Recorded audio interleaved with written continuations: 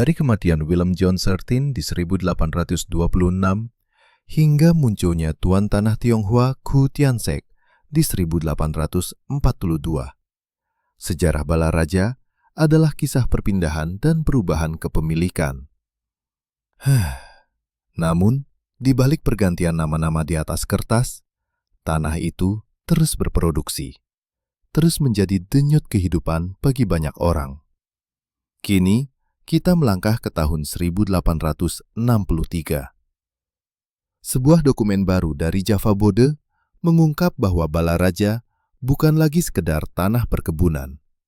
Ia telah menjadi sebuah pusat ekonomi yang cukup signifikan untuk memiliki sesuatu yang esensial, sebuah pasar. Pada 18 Februari 1863, sebuah pengumuman resmi terpampang di Java Bode. Judulnya saja sudah menunjukkan otoritas penuh. Inam des Konings, atas nama raja. Ini adalah surat keputusan dari Gubernur Jenderal Hindia Belanda, yang setelah mendengar Dewan Hindia, Doet te Weten, memberitahukan. Isinya adalah persetujuan bagi de Eigenaren van het Land Balaraja, para pemilik tanah Balaraja, untuk mendirikan sebuah bazar atau pasar di sana. Lokasinya disebutkan secara spesifik. Gelegen in het Westerkwartier der Bataviasche Ommelanden. Terletak di kuartir barat pinggiran Batavia. Sebuah konfirmasi lagi tentang posisi strategis Balaraja. Penggunaan kata Eigenaren, para pemilik, dalam bentuk jamak, memunculkan pertanyaan baru. Apakah Khu Tian Sek, Tuan Tanah Tionghoa yang kita temukan di 1842, masih menjadi bagian dari kepemilikan ini?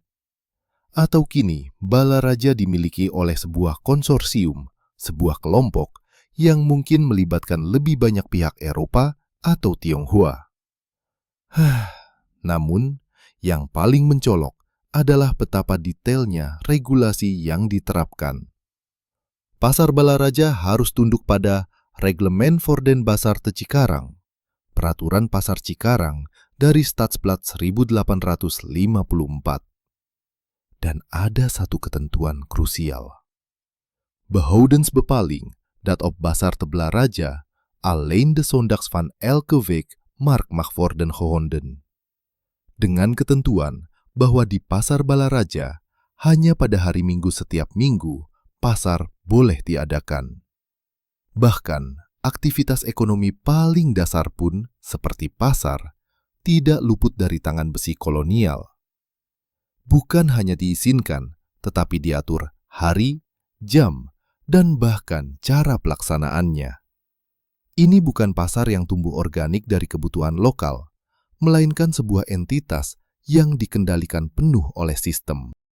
Pengumuman ini juga akan ditempel dalam Lalandsche en Chinese Talen, bahasa lokal dan bahasa Mandarin. Ini menegaskan kembali keragaman demografi Balaraja dan peran signifikan komunitas Tionghoa dalam kehidupan ekonomi wilayah ini, yang telah kita lihat dengan munculnya Khu Tian Sek. Pemerintah kolonial mengakui kehadiran mereka, tetapi juga menggunakan bahasa sebagai alat kontrol untuk memastikan regulasi dipahami dan ditaati oleh semua pihak. Pasar Balaraja, yang hanya boleh buka di hari Minggu, menjadi simbol yang kuat. Ia adalah denyut kehidupan, tempat bertemunya penjual dan pembeli. Namun, denyut itu berdetak sesuai irama yang ditentukan oleh penguasa kolonial. Ini menunjukkan bagaimana sistem kolonial tidak hanya menguasai tanah, tetapi juga waktu, ruang, dan interaksi sosial ekonomi masyarakat. Arsip kolonial, sekali lagi, bukanlah sekedar catatan peristiwa. Ia adalah manual operasi sebuah sistem kekuasaan yang meresap hingga ke detail terkecil kehidupan sehari-hari. Dari izin pendirian pasar hingga pembatasan hari operasionalnya, sejarah Balaraja di 1863 adalah kisah tentang bagaimana kontrol kolonial membentuk setiap aspek kehidupan. Namun, Di balik regulasi itu, tetap ada kehidupan, ada interaksi, ada denyut nadi masyarakat yang beradaptasi. Pertanyaan kita terus berkembang. Siapa sebenarnya para pemilik Balaraja di 1863? Bagaimana pasar minggu ini mempengaruhi kehidupan masyarakat lokal? Dan bagaimana Balaraja terus berkembang di bawah kendali yang begitu ketat? Jika Anda memiliki informasi, cerita lisan, atau arsip tentang pasar-pasar kolonial di Tangerang, atau tentang Aigenaran Balaraja pada periode ini, bagikan di kolom komentar. Setiap kepingan kecil membawa kita lebih dekat pada gambaran utuh. Jangan lupa like, share, dan subscribe channel Residen Banten untuk terus menguak lapisan-lapisan sejarah yang tersembunyi.